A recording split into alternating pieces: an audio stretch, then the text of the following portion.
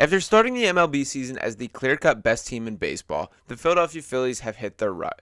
Most recently, they were swept by the New York Yankees in front of the home fans, which extends their streak of lost series to 5. There are some real deal concerns with this Phillies team that I do want to dive into.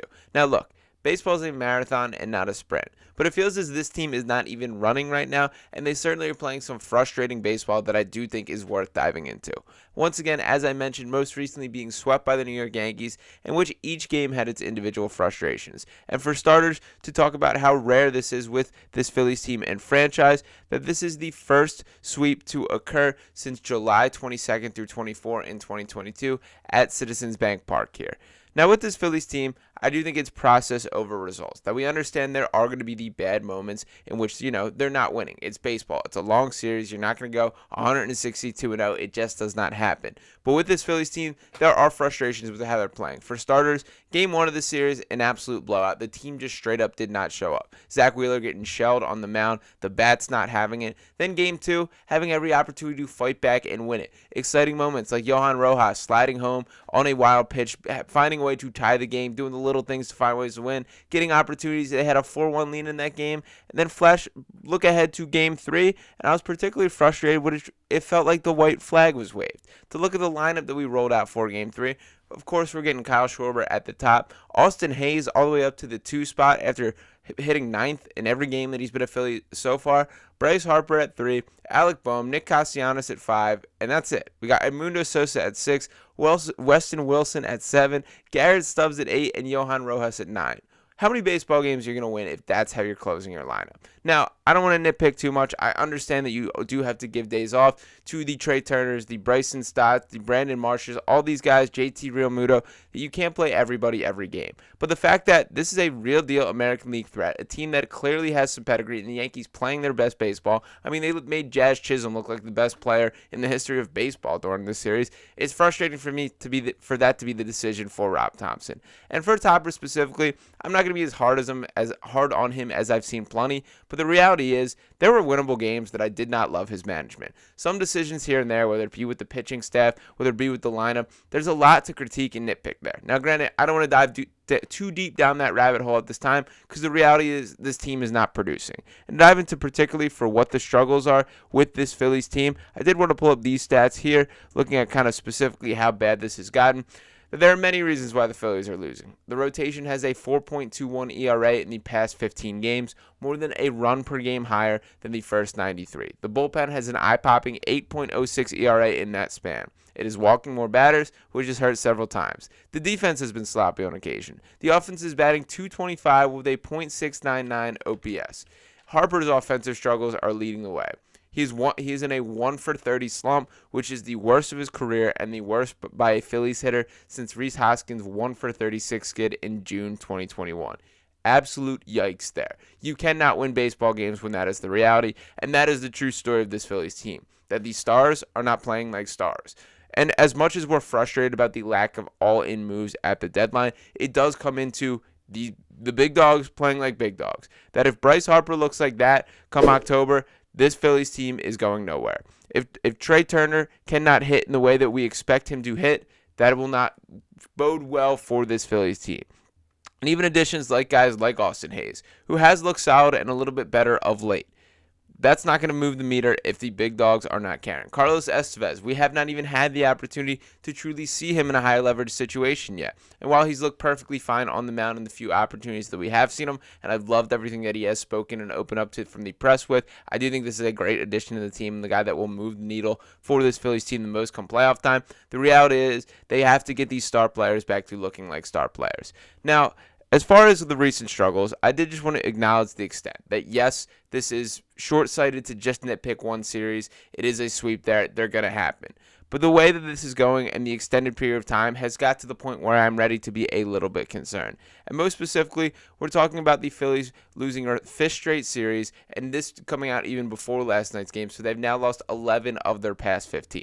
Now, as our guy Luke Arcani likes to point out, that baseball is a long sport. That this is not something that, is only impacting the Phillies. And he tweets out that nothing annoys me more than the people that compare baseball to a football season. But for the people that continually want to do that, the Phillies' rough 14 14-game stretch, now 15-game stretch, equals out to about 5.5 quarters of the football season. So while I get his point here, I'm once again a process over results guy. That every single game I've had so much to be frustrated with. And I'm beginning to see even the critiques fall down on Bryce Harper, stuff like not running out of the box as hard as he maybe should. Again, I do think we're nitpicking for that portion of things. The bottom line is he's got to hit the baseball. That is what he's paid to do. That's what the expectation is. And the reality is, what I think we've learned about this Phillies team to this point is it's very dependent on what kind of swing you get them on for what their chances in the playoffs are. If this team can get on one of their hot spells, they will look like the best team in the baseball and have real World Series aspirations. If they look like this, they might not win a round in the playoffs.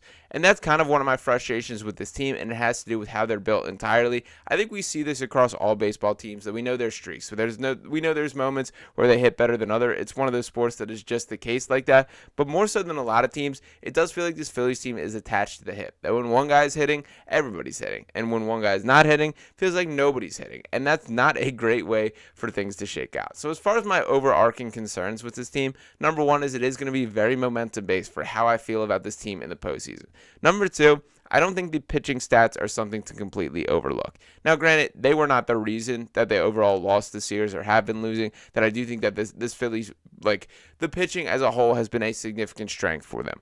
But the cooled off and concern that maybe a couple of their arms are slowing up or hitting a little bit of a dead period, that is worrisome to me. And once again, just to acknowledge for how severe they have been, we're talking about the rotation having a 4.21 ERA in the past 15 games, which is more than a run per game higher than the first 93, and the bullpen with an eye-popping 8.06 ERA during that span.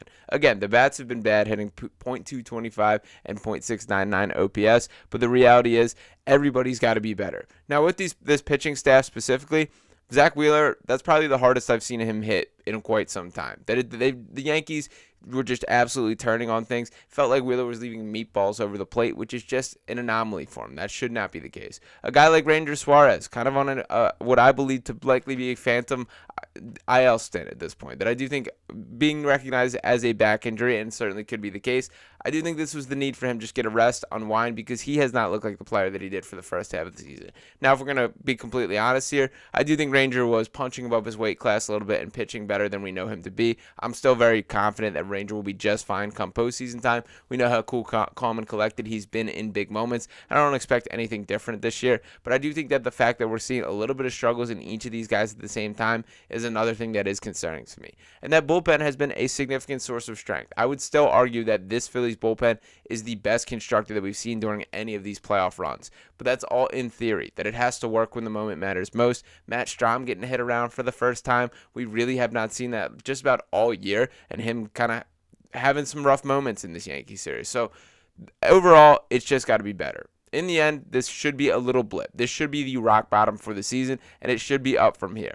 But it starts with this team being able to turn things around, and that has to happen sooner rather than later. So we'll see how things shake out. This very well could just be a little bullpen in the awesome story that is this Phillies season. But I do have my concerns with how this series has gone, or how this recent stretch of baseball has gone, and I do need to see some progress turning around in the short term. A lot of ball left to be played in the regular season, and the playoffs is truly where things will matter.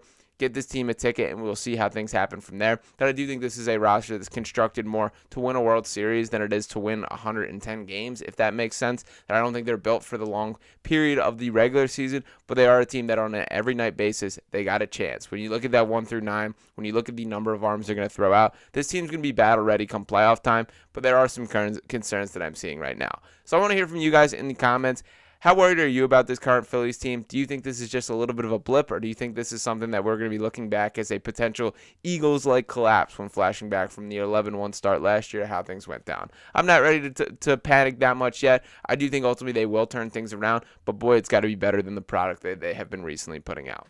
Appreciate you guys for tuning in, and if you have not already, make sure you're smashing that subscribe button right here on Phillies Digest. Also, like it on dropping a like on this video as well, and any comments that you have below. We're going to be cranking out Phillies content on just about a daily basis from now all the way throughout the playoff run and everything in between. So make sure you're locking in and sticking along with us. I'll be talking to you next time right here on Phillies Digest. Peace.